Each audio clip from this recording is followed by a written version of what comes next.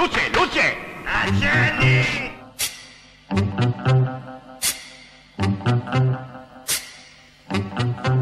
Don't play it no more. Don't play it no more. C'est une histoire dans laquelle il ne faut pas trop s'occuper ni des valises, ni des détails matériels. Il faut se laisser emporter. C'est comme toutes les histoires.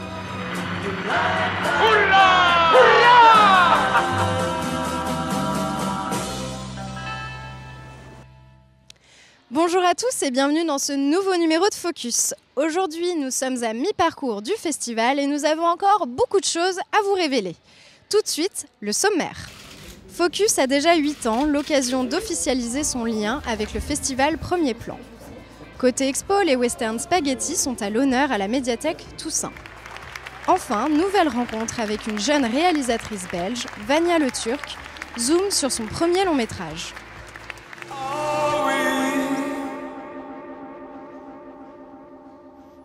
Intrigants ces petits personnages. Tout droit sortis de l'imagination d'Irgi Barta, ils incarnent son cinéma d'animation.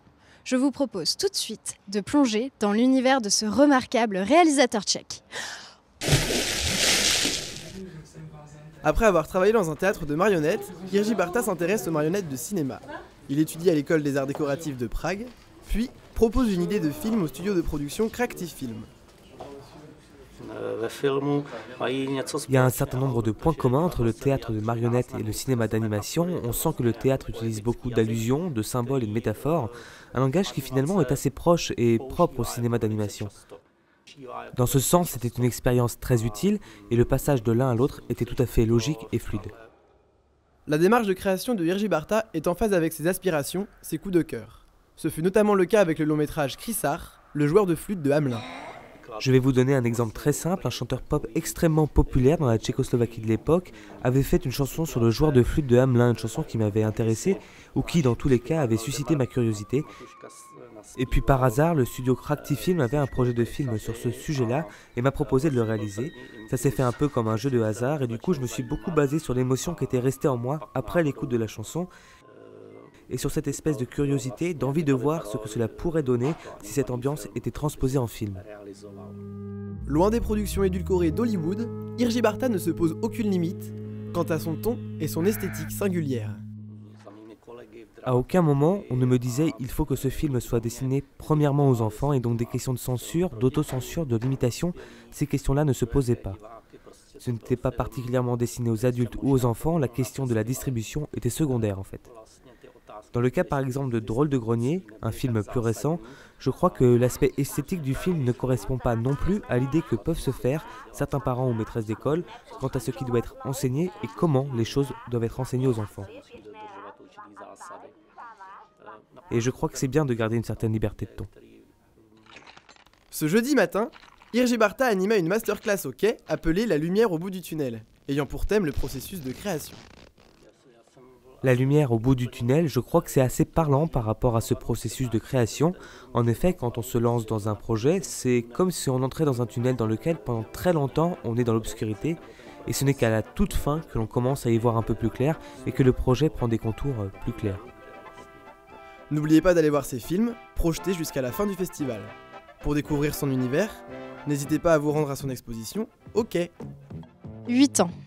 8 ans déjà que nous partageons avec vous les coulisses de ce festival des premiers films européens. 8 ans donc que Focus existe. Le moment de sceller une collaboration entre notre université et le festival Premier Plan. Monsieur le recteur, je suis heureux de concrétiser la collaboration entre le festival Premier Plan et l'Université catholique de l'Ouest. Depuis 9 ans maintenant, nous bénéficions du travail de vos étudiants et de leurs enseignants encadrés par des professionnels de talent.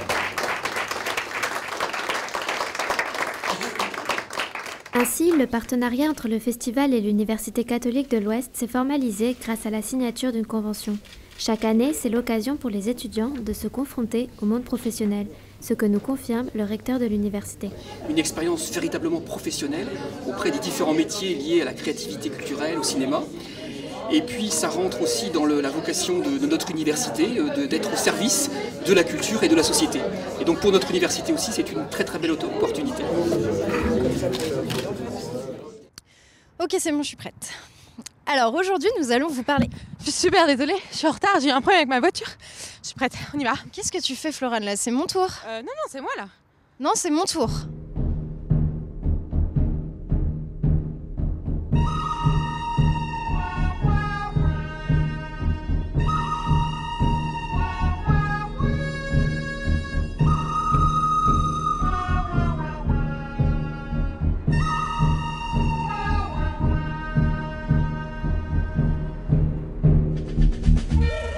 Les western spaghetti, ça vous dit quelque chose?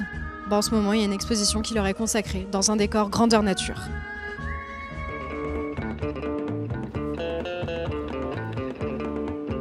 Saloon, western et cow-boy passionnent et intriguent petits et grands depuis de nombreuses générations. À l'occasion de l'exposition et pour quelques western spaghetti de plus, nous avons rencontré Aurélia Isarn-Berger et Jean-François Guigui qui nous expliquent le projet de long métrage créé par Angevine Productions. On a donc voulu réaliser un long métrage sur lequel plusieurs jeunes réalisateurs pourraient travailler.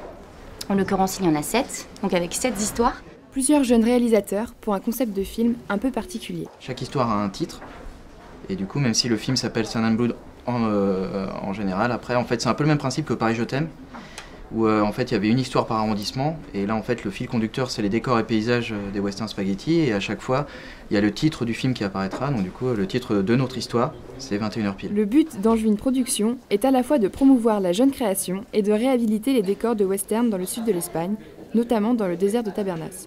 Donc cette exposition qui s'intitule Les quelques western spaghetti de plus vise donc à faire une action de communication autour de ce film pour faire parler de ses décors, pour faire parler du projet à venir. Le festival Premier Plan est à la fois partenaire du film et de l'exposition. Pour nous, ça nous a semblé évident que l'exposition s'ouvre pendant Premier Plan. Le but, c'est vraiment de mettre en valeur le patrimoine européen à travers la diversité de la jeune création européenne. Entre livres et western, découvrez les créations des ateliers décors de la ville d'Angers à la médiathèque Toussaint jusqu'au 14 mars.